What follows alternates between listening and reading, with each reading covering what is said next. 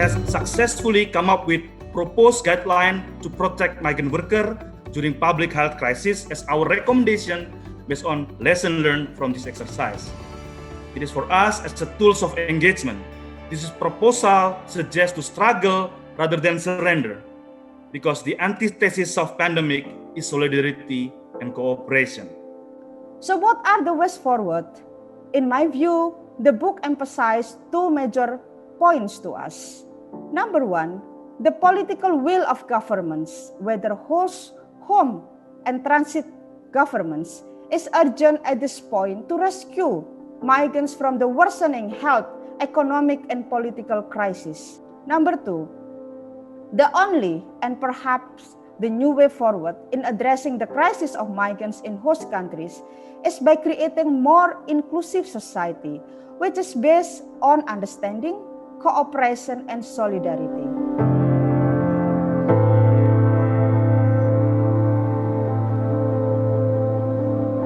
In Taiwan, this is not that serious, but the problems of the migrant workers, some of them have been worsened during the pandemic. But together with the migrants, we want to reveal, and the good thing is that the civil society in Taiwan, together with the migrant organization themselves, we could face these problems and address them and pressure the government to have some changes. Social gathering is a key element among migrant population in Indonesia. So because of the movement control order, they won't be able to do their social interaction that would actually limit their interaction, communication, not only among themselves, even with the local population. There was also issue related to health, access to health information, and that would also influence the attitude of the migrant workers towards prevention and sanitation because of the lack of awareness and lack of health information. And then there's issue with the inability of the workers to communicate with family back home because of the access to mobile internet and credit and all that. That cumulatively actually contribute to the effects of the emotion and feelings of distance among the workers and then stress level going up among the migrant workers. And then increasing in retrenchment among migrant workers. So, this is quite common happening during the COVID-19. And there were incidents where workers being abandoned, right? So if workers being abandoned, there's no communication between workers and employers. There's greater risk their working pass, or in fact their passport being renewed. So because in Malaysia, they need to be renewed every year, especially the working pass.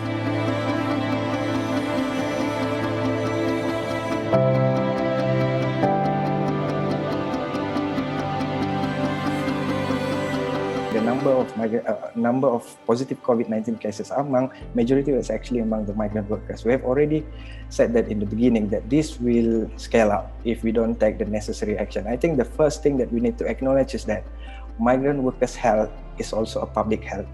Failing to address migrant workers' health would have serious implication to public health as a whole. Now, we have seen that different government agencies are actually involved. We have Ministry of Home Affairs, we have Ministry of Health, we have Ministry of Human Resources involved, we have National Security Council involved.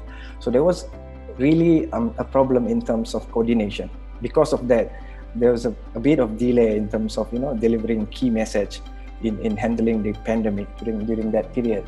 And also we have to acknowledge the challenge, the balance between health prioritization, security at the same time, and also try to address demand from industry, because industry needs to continue and they need workers.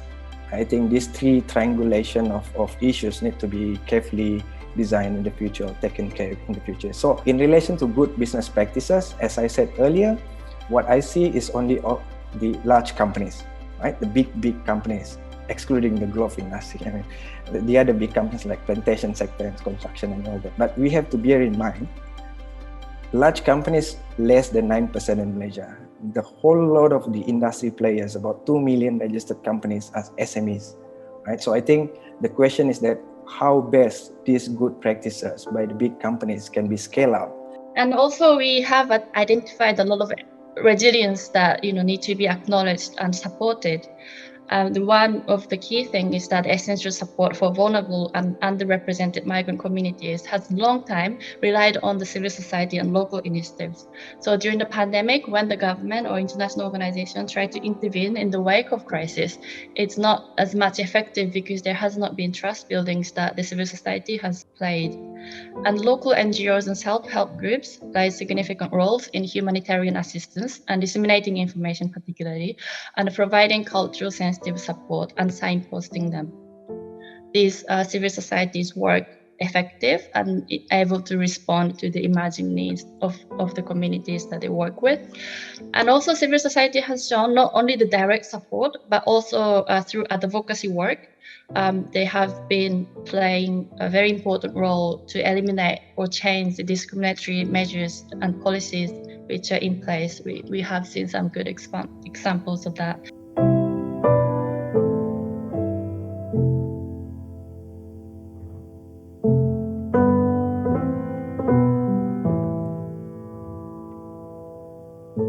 And as a collective initiative, we come up with, as a joint research, proposed a guideline for protecting rights of migrant workers during the public health crisis.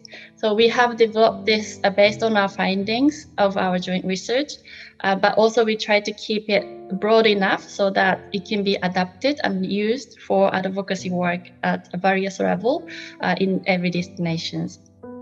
So it begins with general principle, which states recognition of specific vulnerabilities of migrant workers and acknowledgement of the community resilience and importance of meaningful participation. We call for this no discriminatory criteria for essential services, as well as needs for clear separation between immigration law enforcement and public health service provisions.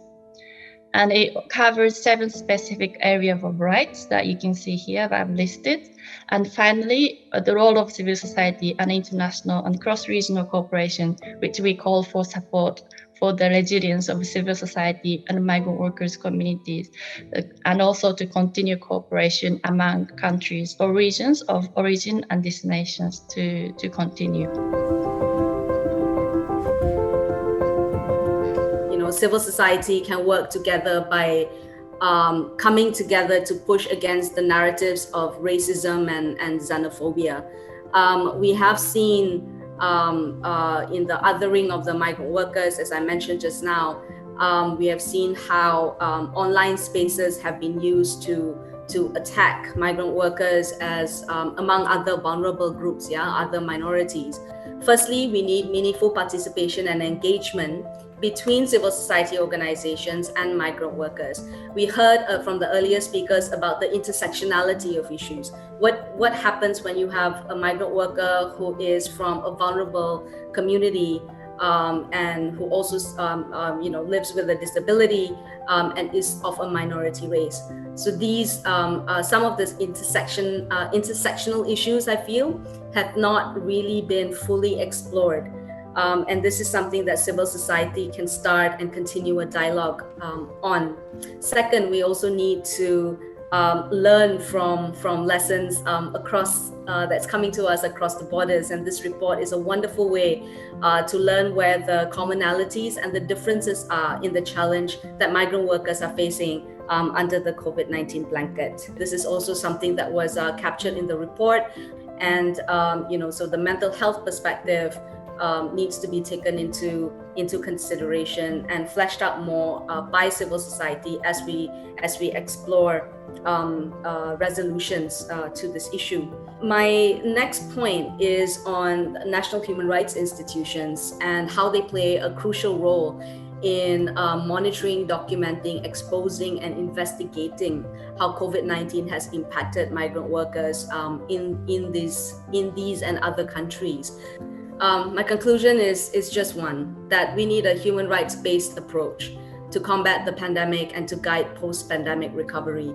Security measures will only go so far, but if they are not coupled with impactful and research-led public health measures, we will not be able to find a resolution. We wish to be seen and heard, not marginalized and excluded.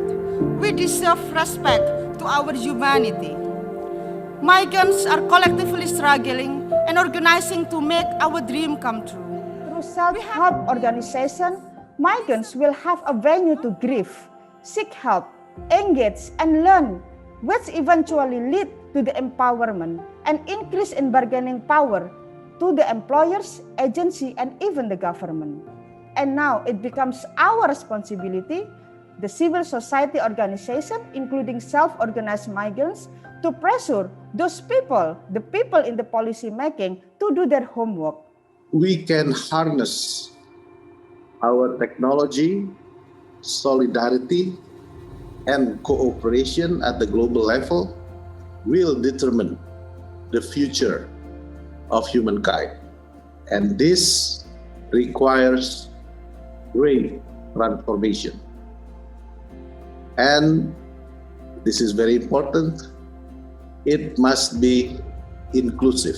So the idea is how to bring out, how to empower communities from within the migrant workers community. So instead of implanting something, we can bring out the potentials from their own community.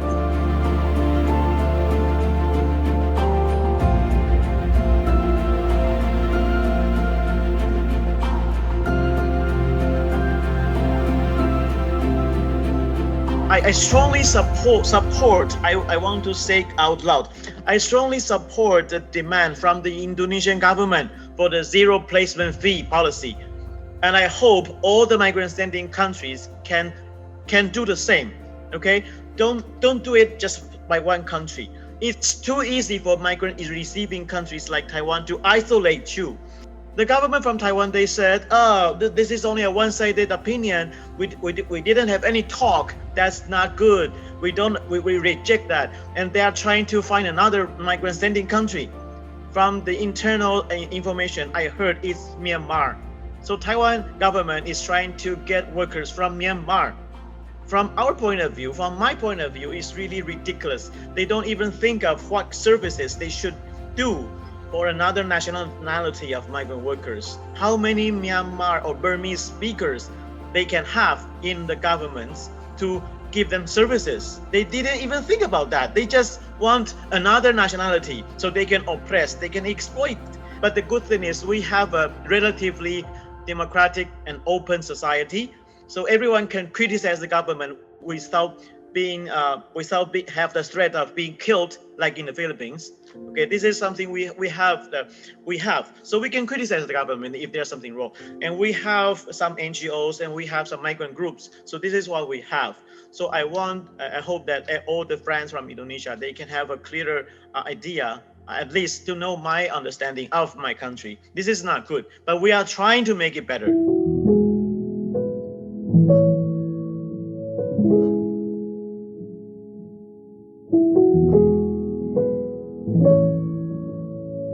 And this is where we launched the report now, but this is really not the end. We want to start from here. We want to maximize this study and how we can work together.